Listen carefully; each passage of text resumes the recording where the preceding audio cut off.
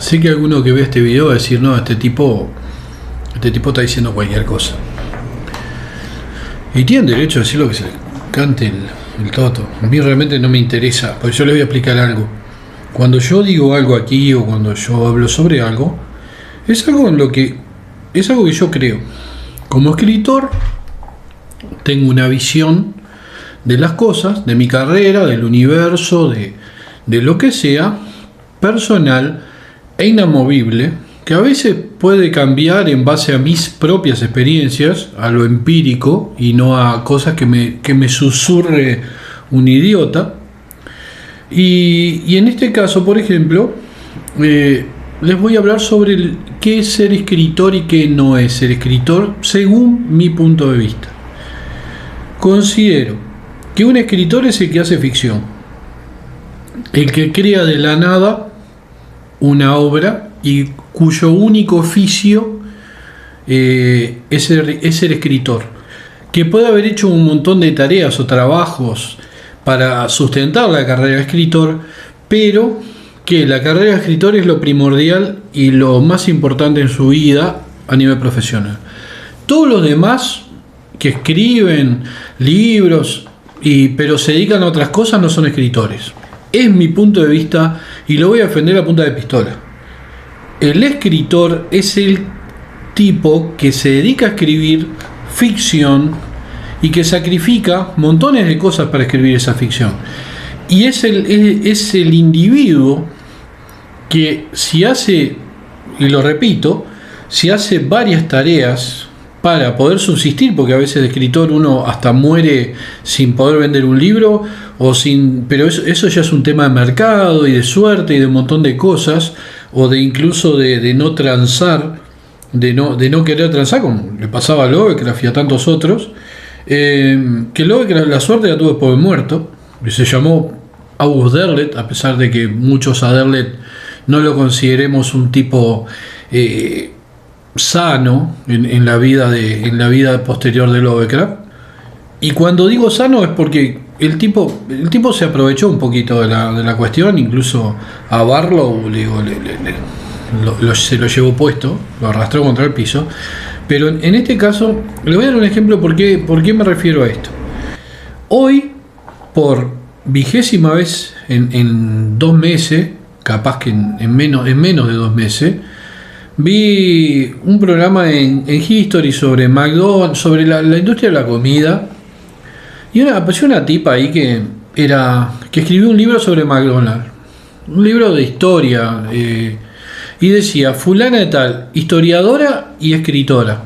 Y le voy a hacer una corrección a los que hicieron ese programa en History. No es escritora, es historiadora.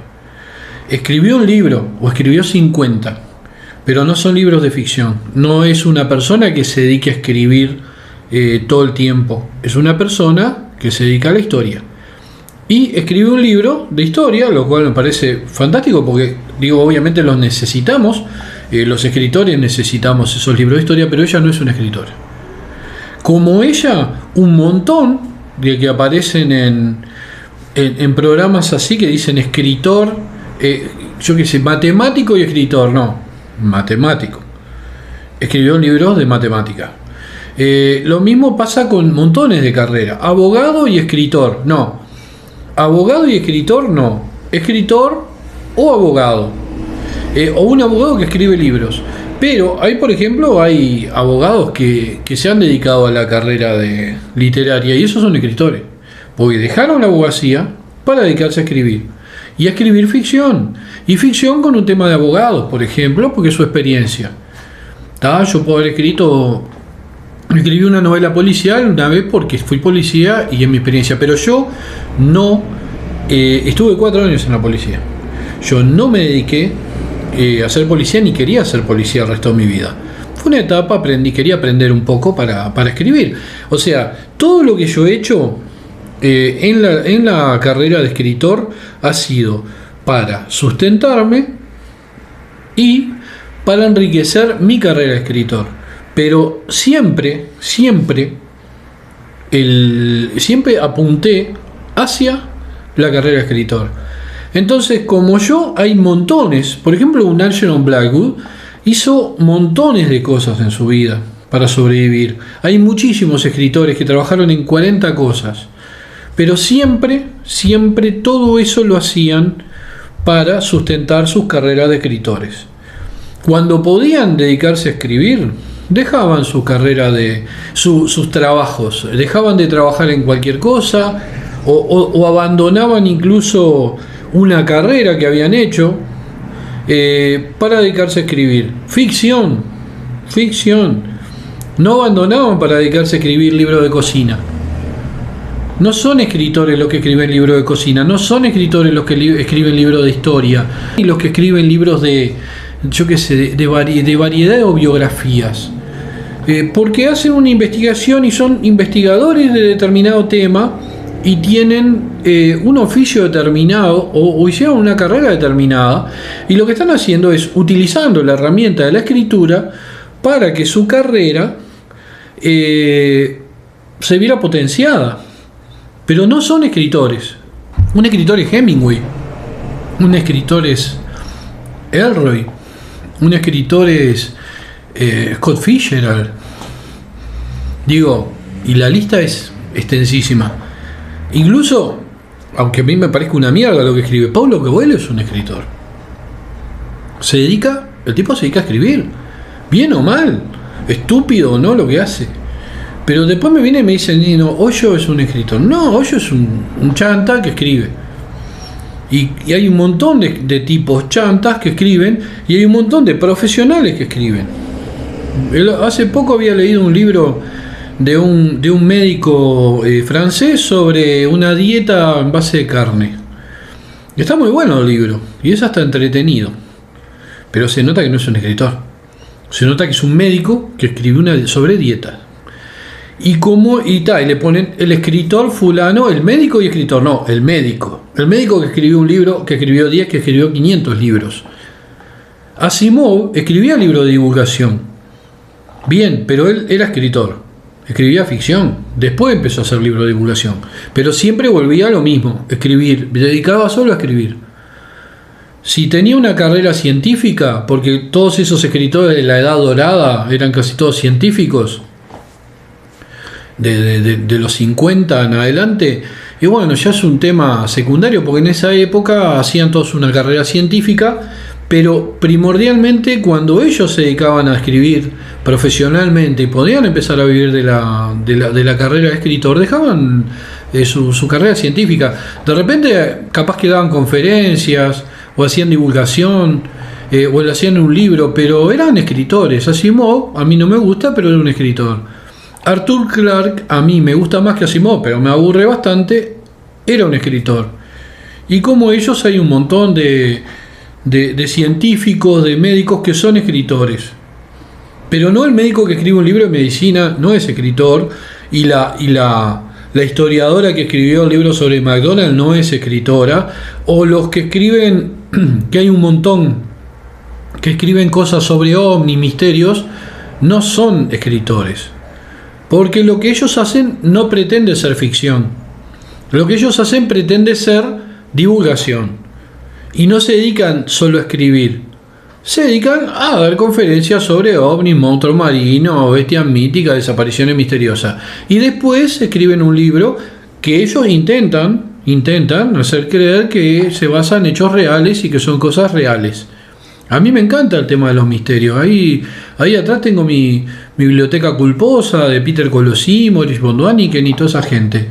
Pero de ahí a que ellos se dediquen, que sean escritores, von Däniken, escritor de que von Däniken escribe, es un... No sé cómo definir a von Däniken. Es un tipo que me cae simpático. Es un tipo que me introdujo un poquito en el tema de querer ser arqueólogo. Bueno, yo ya lo quería hacer antes de conocer a von Däniken, o von Däniken, o como quieran, o von Däniken, o von Däniketa, como le decía yo antes. Pero el tipo, lo reconozco, que con el oro de los dioses me atrajo hacia el mundo de los misterios cuando yo tenía tipo 8, 10, 11 años, no recuerdo bien. Entonces, pero no lo puedo considerar escritor, porque él por más que se dedique a escribir libros, son libros que no son de ficción, y él no pretende ser un escritor, él pretende ser un investigador del oculto, de los misterios de los alienígenas ancestrales. Entonces, en la pretensión de lo que uno quiere ser, está el tema de qué es. Si uno dice yo soy escritor y después todo lo demás lo hago porque no tengo más remedio, porque conocí gente, por ejemplo, que estudió medicina porque el padre no lo obligaba, pero lo presionaba para que estudiara medicina. Pero ellos querían ser escritores. Fulano, Mentano y Sultano me llamaban. Entonces, esta parte era humor. Volviendo al tema, y no da para mucho, porque creo que está como sobreentendido lo que estoy hablando. El que escribe y vive para escribir es escritor, pero generalmente hace ficción, o siempre hace ficción. Los grandes escritores a nivel histórico son de ficción. Y cuando hablo de ficción, ojo, porque hay gente que no pibes capaz que no entiende mucho el tema de qué es ficción, qué no es ficción. Y uno le dice ficción, bueno, las viejas chotas, uno le dice esto es ficción y ya eso es ciencia ficción. No. Ficción es todo lo que está creado de una forma ficticia. Si yo creo una historia de amor sobre algo que no existe, se me ocurre a mí, es ficción. Hay novela romántica, policial, western, ciencia ficción, horror, fantasía, yo qué sé, thriller. Hay un montón de géneros. En algunos son hasta innumerables porque algunos posiblemente ni yo los conozca, que se le ocurrió a alguien, como ahora por ejemplo en ciencia ficción está yo hasta el cyberpunk me la banqué, bueno, cyberpunk, vamos para adelante, pero empezaron solarpunk, steampunk, hasta el steampunk, bueno, vapor, máquina de vapor, ese retrofuturo, pero empezaron dieselpunk, solar, no, loco, no, ya está, quedó cyberpunk y steampunk, el resto son bolazos de pelotudos para vender mierda, o para encasillar cosas de tipos que viven de estar rascándose la entrepierna, hombres o mujeres, dedicados solamente a inventar términos para gastar yo qué sé, tiempo en eso y para cobrar, para hacer monografías y ensayos y vivir de alguna universidad que le paga, bueno, yo te pago porque yo conocí gente que se dedicaba a la semiótica, que vivía, conocí una grado 5 que era demente, pero se hacía la más demente, o sea, ella tenía una demencia natural, porque era una idiota, y estaba un poco loca, pero a su vez ella tenía una carga de demencia estudiada, que le funcionaba con los pelotudos, con la universidad del momento, recuerdo. Entonces le financiaban investigaciones sobre semiótica y no le invocaba una vez llegó a un cineasta de eso, me da un montón, a una clase de semiótica en ciencia de la comunicación, y ese cineasta, ella le decía así, porque vos quisiste decir tal cosa, y el loco decía no, yo quise decir tal otra cosa, y al final la tipa se entró a poner colorada porque llegó un tipo que le discutió prácticamente todo lo que ella decía que él quiso decir con su película, que era un mitad documental, un director uruguayo acá del montón, que ni recuerdo el nombre porque la verdad que, pero bueno, pero acá lo que importa no es que el tipo fuera bueno, malo o famoso o sin fama. Lo que importa es que él dijo una cosa en el documental, quiso decir unas cosas porque él agregaba cosas personales, alguna parte de ficción, y que ella pretendía asegurar que con su estudio de semiótico de grado 5, era lo máximo acá en semiótica, una de las más grandes profesoras de semiótica. Entonces ella pretendía decirle al tipo que él había dicho tal cosa y el tipo decía no, tal otra, y dice no, pero ella le discutía, entonces él le daba la explicación de por qué había creado eso. y le daba una explicación lógica, con elementos como diciendo, no, lo que pasa es que me pasó tal y tal cosa, y justamente lo quise manifestar aquí de esta manera. Entonces, él le daba una explicación histórica y racional de por qué había puesto en escena determinada cosa, y ella quedaba que no tenía una forma de salir bien parada de algo que ya lo había considerado de otra forma con los estudios semióticos. Bueno, Humberto Eco hacía semiótica y Eco era un tipo muy inteligente, o sea, pero... Y bueno, y escribió alguna novela de ficción, como El nombre de la rosa. Pero, yo qué sé, los semióticos, pues ya prácticamente están medio pasados fuera de la moda. Los semióticos, yo no he visto mucha cosa últimamente de semiótica, pero son modas de épocas, ¿no? Eso fue por la década de los 80, 90.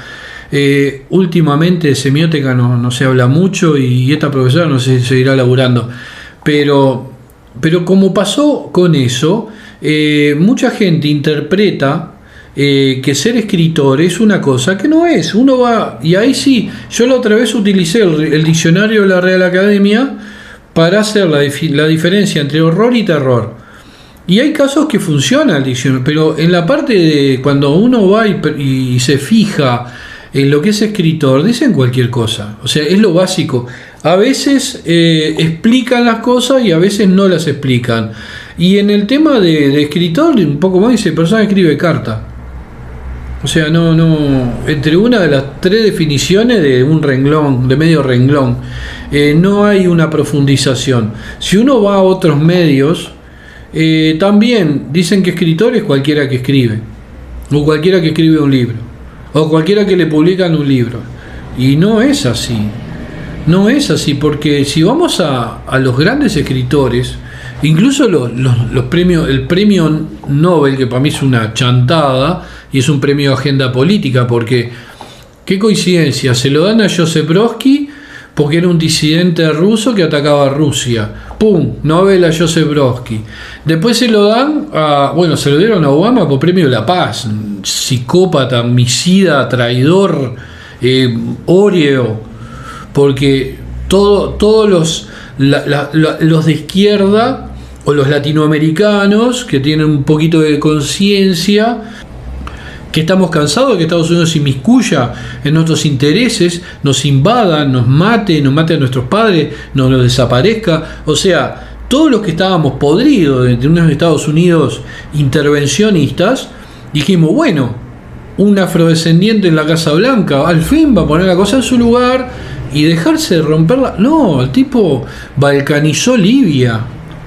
O sea, le dieron premio Nobel cuando él y la psicópata demente de Hillary Clinton mandaron exterminar a Gaddafi, hasta que me acuerdo que le metieron un palo en el traste y lo revolvían al cadáver y lo subieron, y la Clinton se cagaba de la risa de eso, pero mal. Estaba con su cara de demente. Que hay una parte, hay una foto de ella y de Bilbo, cuando Bilbo el anillo lo posee y queda con cara de monstruo, y bueno, y tienen la misma cara. La deben haber visto, no lo voy a poner acá en la edición, no creo, no, o capaz que sí, no importa. Pero esa gente ganó un premio, por ejemplo, Obama ganó un premio Nobel, un asesino, criminal, traidor. Mataba a negro como mosca a los milicos mientras él era presidente. No importó un pito su pueblo, su raza, nada, no importaba nada. Y entonces digo, el premio Nobel de Literatura se lo dieron a Vargas Llosa. Dios mío, Vargas Llosa es escritor. Ojo, me parece uno de los tipos más despreciables, traidores, repulsivos. Digo, hizo la guita y la fama con la izquierda, gracias a García Márquez y a los militantes de izquierda que compraron su libro de mierda, y después pum, se fue para la extrema derecha y bueno, hizo un destrozo el tipo, o sea, un destrozo a nivel mediático, pero no sirve para nada porque cada candidato político que le apoya pierde. Pero es una rata, pero es un escritor. Bueno, ahora capaz que no, porque ahora se dedica a hacer política y andar haciendo lobby y cobrando la tarasca de las ultraderechas mundiales. Pero el tipo en su momento fue un escritor, fue un tipo que se dedicaba a escribir. Y bueno, después lo compraron, no sé, capaz que le pescaron algún acto pedófilo, porque es lo que le hacen a muchos, ¿no? Digo, le aparecen, le sacan alguna cagada que se mandó, media fuerte, que lo arruinaría como persona, o hasta lo mandaría en cana. ¿Qué es lo que hace la CIA? Lo hace no muy bien, lo hace bastante bien. Pero cada vez lo hace peor, porque ya como que está quedando medio evidente que ellos están atrás de esa cosa, que lo hacía Hoover. El FBI de Hoover se dedicaba a enchastrar gente a candidatos políticos, incluso un candidato de izquierda, y no recuerdo ahora cómo se llamaba, no importa, pero un candidato de izquierda estadounidense lo destruyó con fakes, con fotos falsas. El tipo estuvo retirado de la carrera, y hasta que se metió con el jefe de la CIA, y ahí el tipo le dijo: Hoover, mirá que vos te la arreglas, sos re gay, tu ayudante es tu amante, si no querés que se entere todo el mundo de esto, porque aparte en la década de los 50, por ahí 60, decía que era gay y eras boleta. A nivel político desaparecías. En esa época, justamente, posteriormente a la guerra, Alan Turing, que fue un gran matemático, y aparte uno de los... el que prácticamente descubre desentraña los misterios de la máquina Enigma, de la máquina de comunicación de los nazis, y ayuda a salvar miles de vidas de tripulaciones de barcos que hundían los U-Boat, los submarinos alemanes. Lo obligan a una castración, cuando se enteran que es homosexual, y lo obligan a una castración química que lo hace terminar suicidándose. Entonces, me saco un poco los lentes porque reflejan la luz, parezco un mapache en la oscuridad.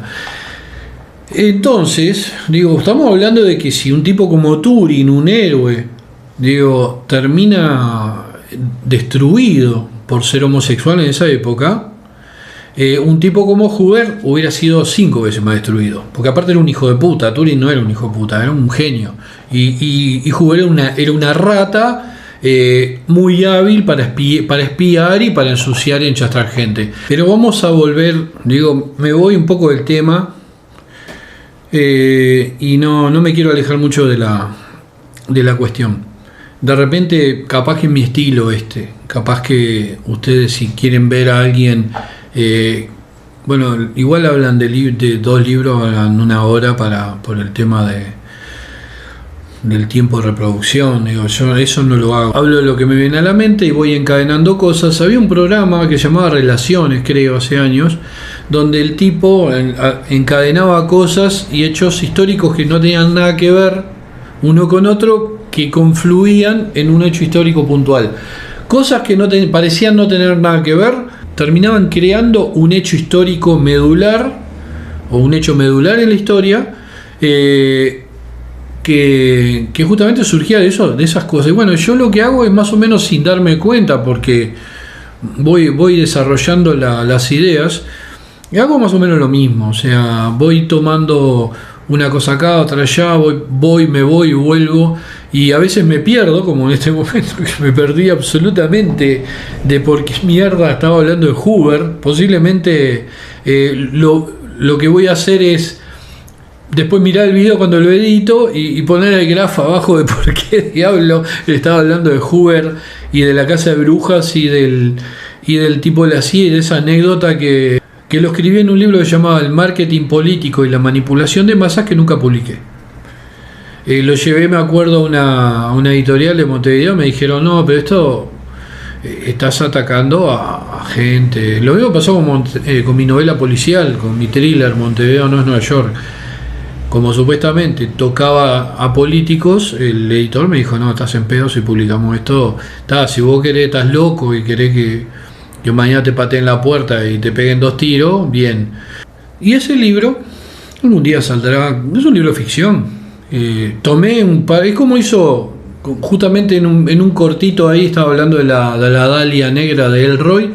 Elroy toma dos hechos puntuales de su vida, por ejemplo, la muerte de su madre, y haber leído sobre la muerte de la Dalia Negra, que tenía similitud en el tema de que las dos aparecieron a un costado de la carretera, a pesar de que la Dalia Negra fue terrible. Fue una mujer que la violaron, la torturaron días, y después la cortaron a la mitad, la tiraron a la carretera, le quebraron todos los huesos con un bat de béisbol.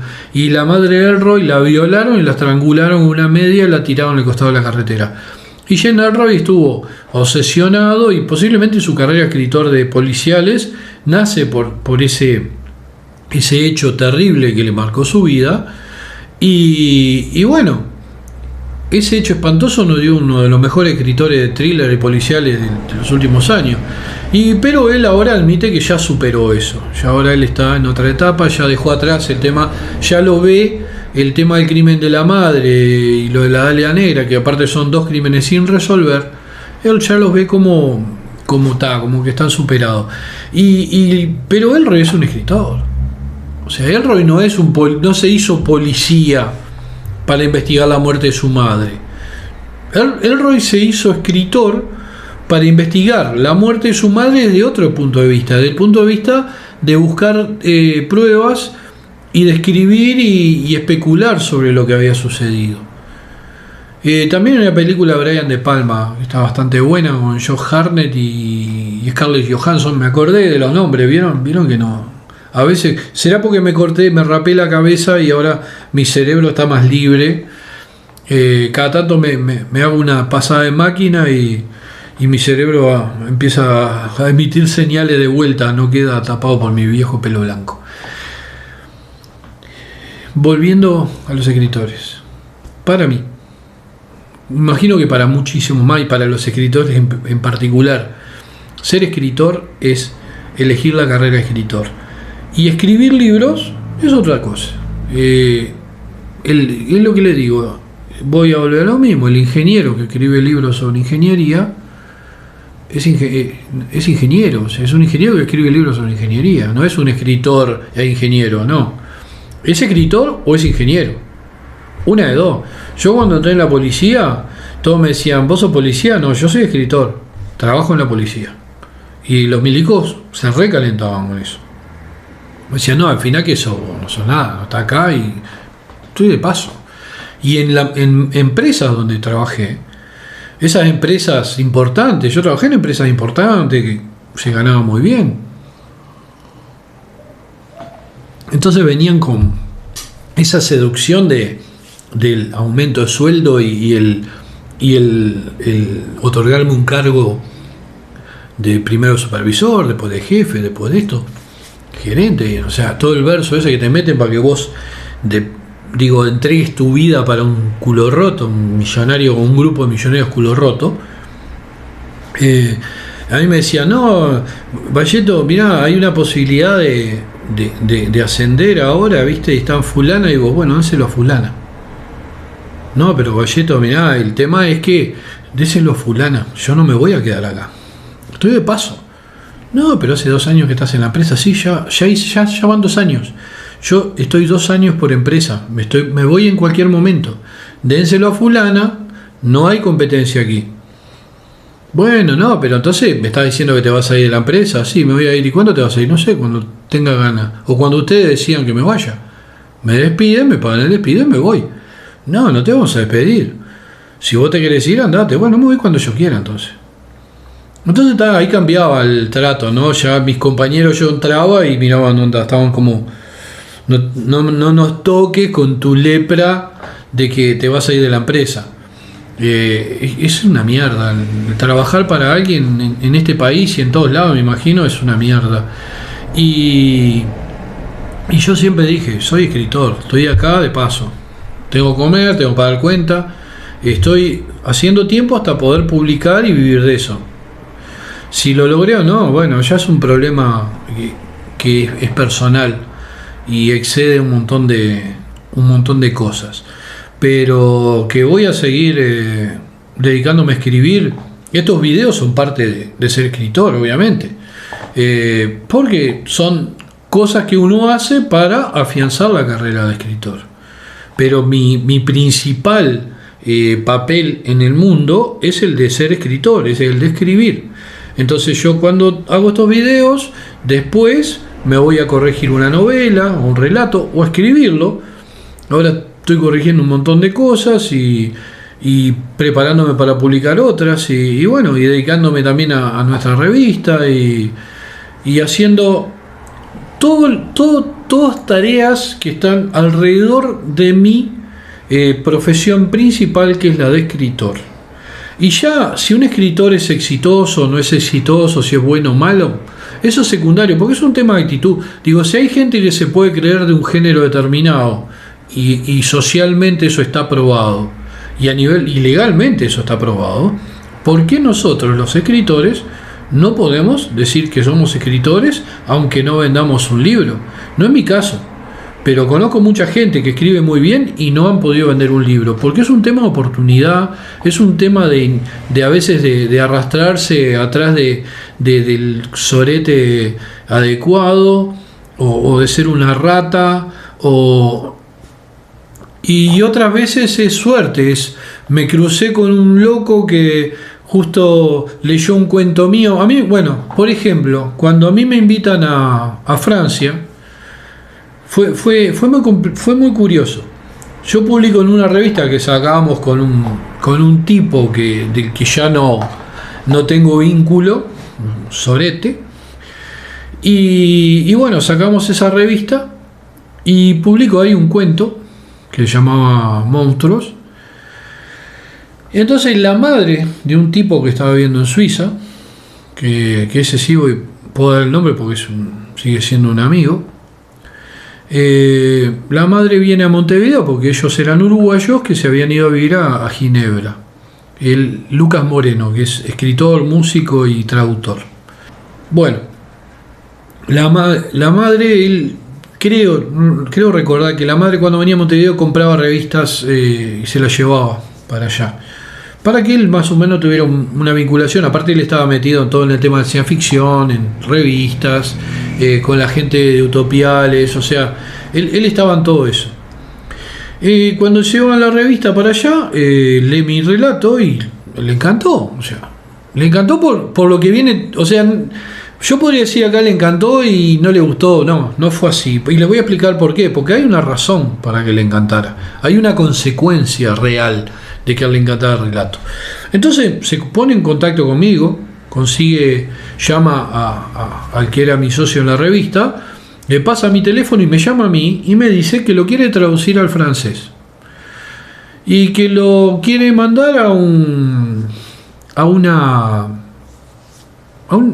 concurso de una convención. Yo le dije, si querés, dale para adelante. O sea, hablamos, tac. Después, me acuerdo en esa época, yo tenía esos modems que hacían de 56K y hablábamos por tipo MSN. El tema es que él me hizo consultas, ¿qué hago? ¿Esto qué es? ¿Esto otro qué es? Porque está en un Monstruos, es un relato con tintes militares, sobre los rusos en la época donde la Unión Soviética había caído, y yo creé una Neo Unión Soviética que es como la Rusia ahora, con armas de alta tecnología y con una unidad de combate llamada Mordedor, que justamente nuestra revista se llama igual, que son tropas de fuerzas especiales con modificaciones genéticas, pero no estilo Soldado Fortuna, sino que ellos aparte tienen todo un aspecto cultural y tribal que los hace bastante más complejo que que los super soldados de los yanquis, de todo eso.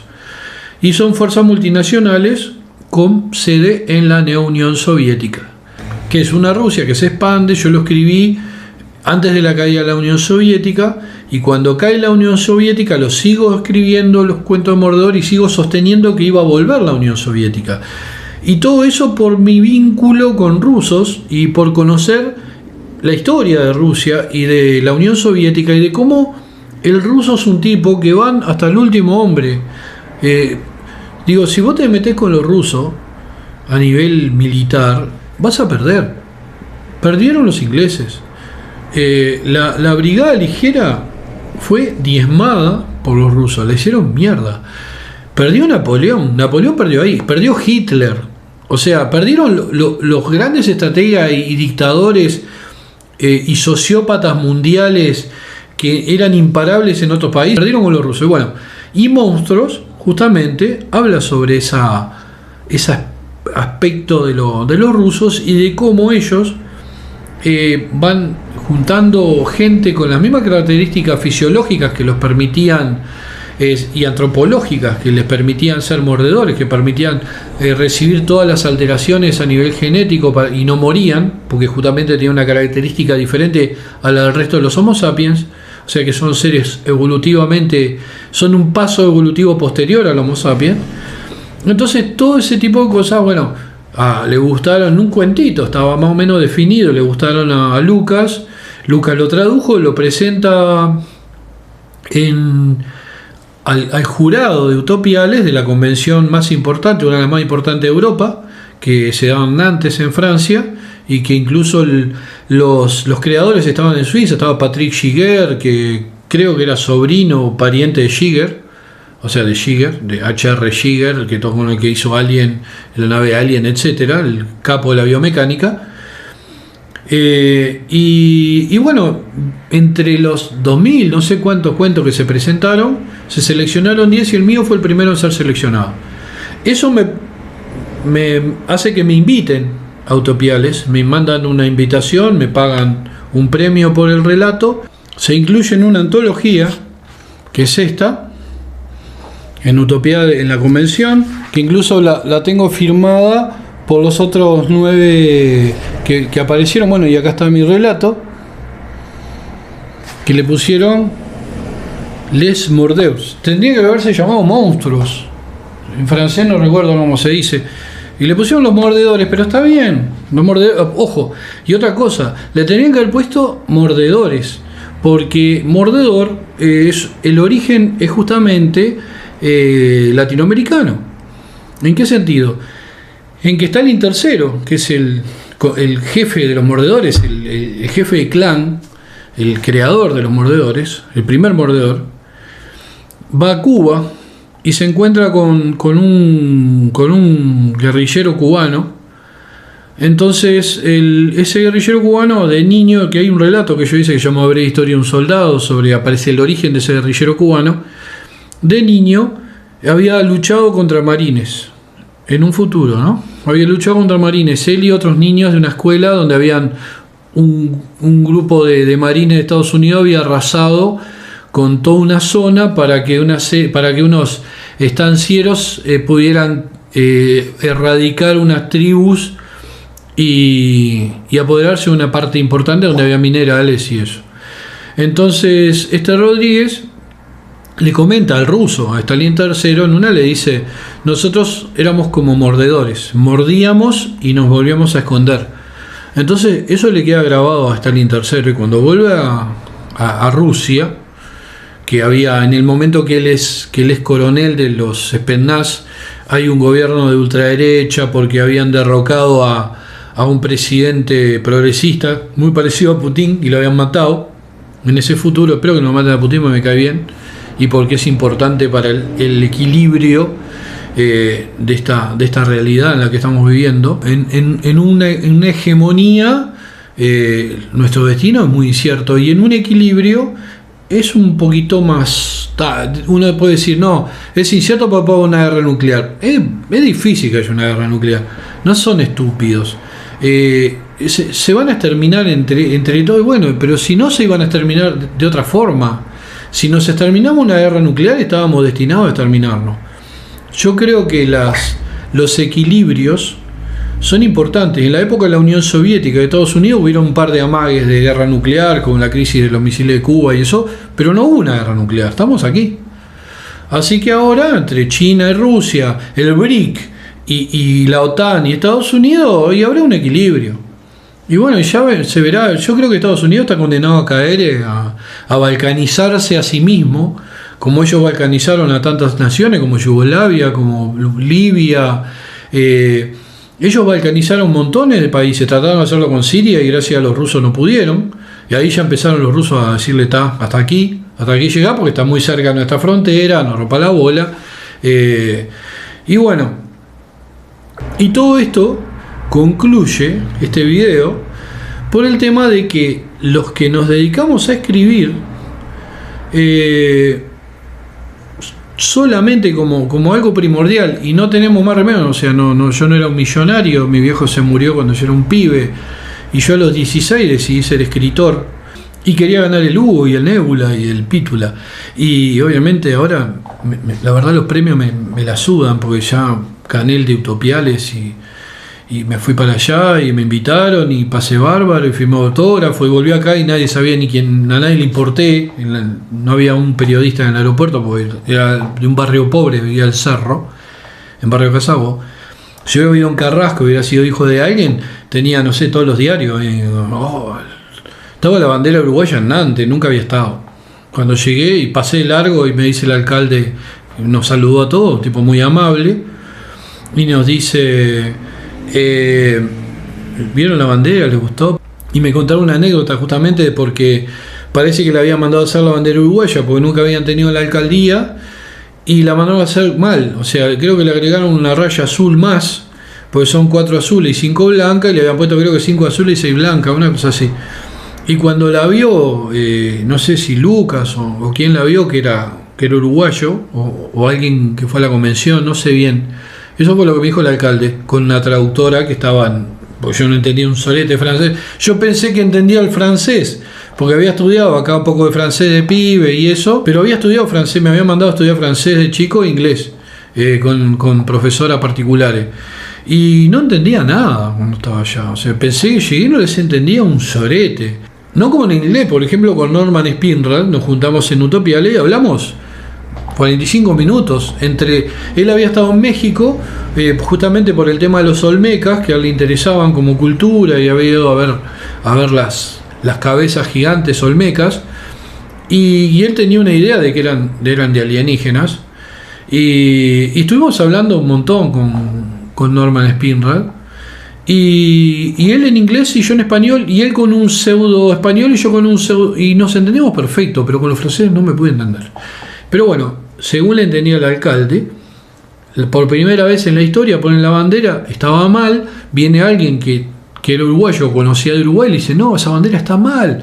Y el alcalde, que era un tipo muy amable, dice, uy, qué falta de respeto al escritor, que es uno de los 10 seleccionados. Había un belga, un iraní que no fue, no lo permitió el gobierno de Irán, entonces tuvieron que, después invitaron a un chileno, o sea que estaba 11, en lugar 11, un tipo fantástico, un gran escritor, o sea que la verdad que no, con el iraní capaz no se perdió mucho, que fue en lugar del iraní, y había, bueno, un francés, un alemán, digo, están todos ahí en la antología esta de Utopía, que un día voy a hacer un video sobre la convención, porque la verdad que yo fui una máquina a hacer cagadas en esa convención, vivía en pedo. Y bueno, entonces me dice no, y mandé a la que hizo la bandera, pero como no llegaba, porque tenía que terminar la bandera de Alemania, no sé qué, la mandé a hacer a París. Y yo le dije, ok, y seguí el largo. O sea, se importó un reverendo huevo la bandera uruguaya. Un reverendo huevo. ¿Y saben por qué me importó? Porque acá Uruguay no queremos mucho. Yo llegué de Francia con un logro impresionante, porque para un escritor de ciencia ficción y fantasía latinoamericano, muy pocos fueron utopiales. Creo que fueron Gerardo Porcayo y Zárate de México, Jos de Cuba, un gran amigo Jos, que hace 1000 años que no hablamos, pero éramos culo y calzón allá en la convención. Un chileno, obviamente, del que yo hablé recién. No sé si Carlos Gardini, de Argentina, no estoy seguro. Y después creo que nadie más. Creo que Utopiales hasta el 2004, y yo fui uno de los poquitos sudamericanos y obviamente el único uruguayo que yo me enteré no ha ido más un uruguayo. Y no sé si sigue estando en la convención, creo que sí. Pero si ahora me invitaran no iría, porque yo no salgo más yo de Uruguay. O sea, por Zoom, lo que sea. Pero salir del país no. Pero no porque no quiero sacar a mi familia de un avión. Está muy, muy complicado el mundo. para subirme arriba de un avión con mi familia. La verdad, juntarlos todos en una cosa que vuela. Yo fui en Air France hasta allá, incluso nos agarró una tormenta, el avión tuvo que subir un poco más, las alas se movían, tembló todo, nos hicieron poner los cinturones, la gente estaba asustada. Yo aproveché a tomar de arriba un poco más, porque estaba en clase turista, pero aproveché a pedir más alcohol y me agarré un pedo arriba del avión. Pero bueno, eso era un tema que, y después pasó todo y yo estaba feliz, no me importaba. Si el avión se caía también me importaba un huevo en ese momento. Era un tipo así. Y bueno, entonces, después de todo eso, llego acá y nadie me dio bola. Nadie. No salió un artículo en un diario. Es más, si yo no hablo de eso, creo que nadie habla. Y la verdad no me importa. Como digo siempre en los otros videos, me chupa un huevo. Y le explico por qué. Porque yo soy escritor. Yo no soy un divo. No soy un mediático.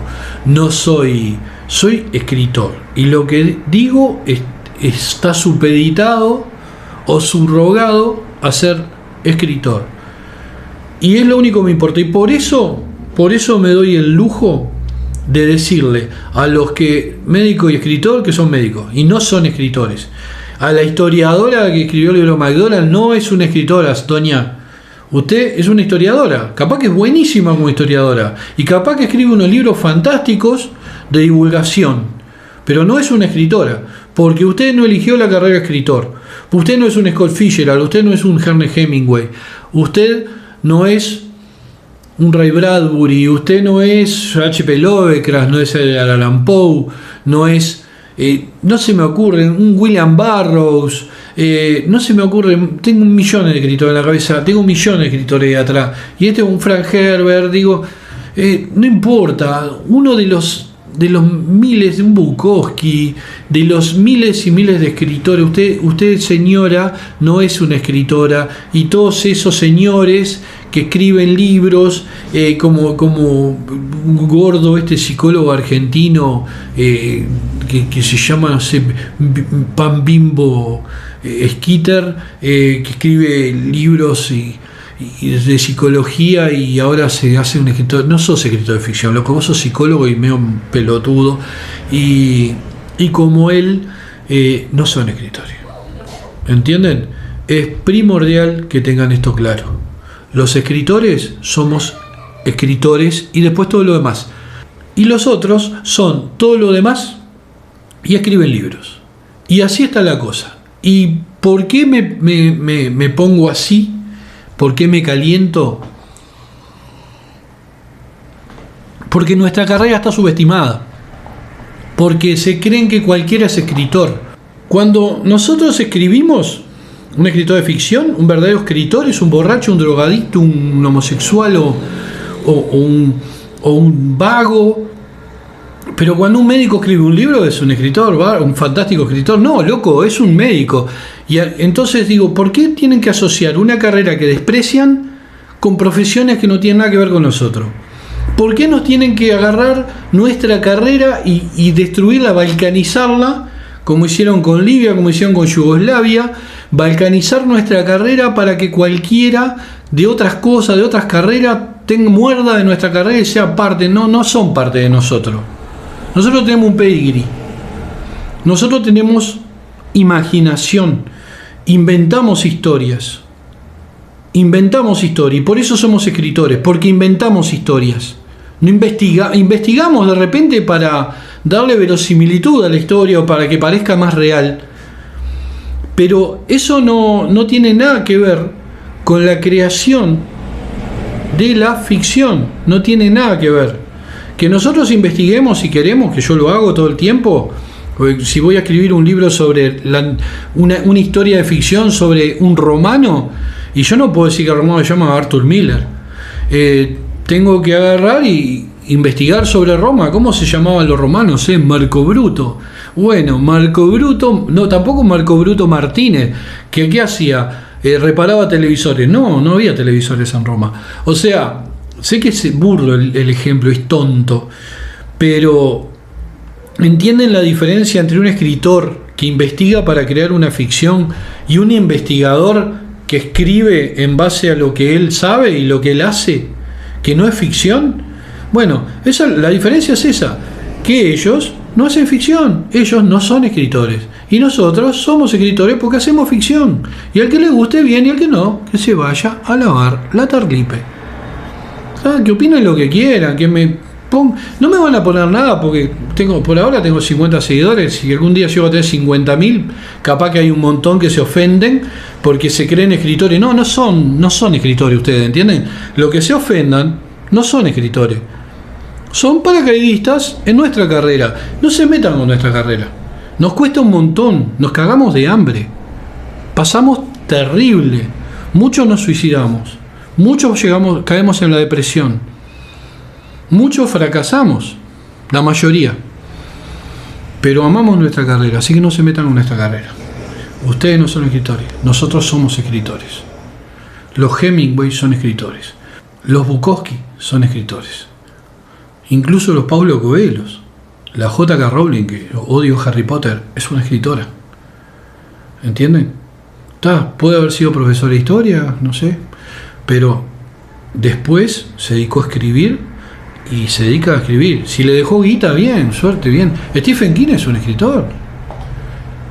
Incluso Robert Heinlein, yo lo odiaba. Luego me parece despreciable y ya murió, obviamente. Y siempre lo menciono porque es lo que me viene a la mente. Es como el ejemplo de la ciencia ficción que desprecio. Es escritor, era escritor. Y todo lo demás no. ¿Está? Tapsuidaño.